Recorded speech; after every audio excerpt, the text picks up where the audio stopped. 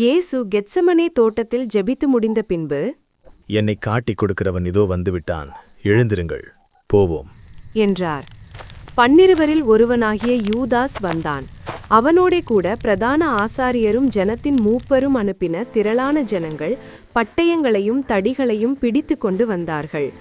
அவரை காட்டிக் கொடுக்கிறவன், ரபி, வாழ்க என்று சொல்லி அவரை முத்தம் செய்தான்.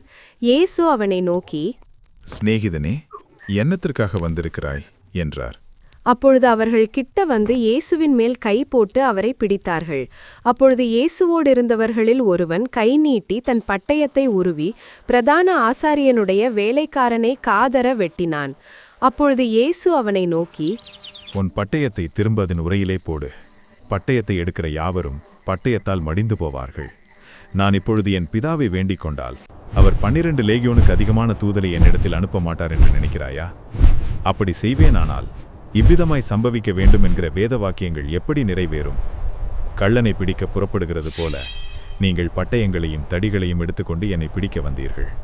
நான் தினம்தோறும் உங்கள் நடுவிலே உட்கார்ந்து தேவாலயத்தில் உபதேசம் பண்ணி கொண்டிருந்தேன். அப்பொழுது நீங்கள் என்னை பிடிக்கவில்லையே.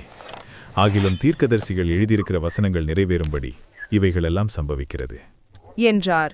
அப்பொழுது சீஷர்கள் எல்லாரும் அவரை விட்டு ஓடிப்போனார்கள்.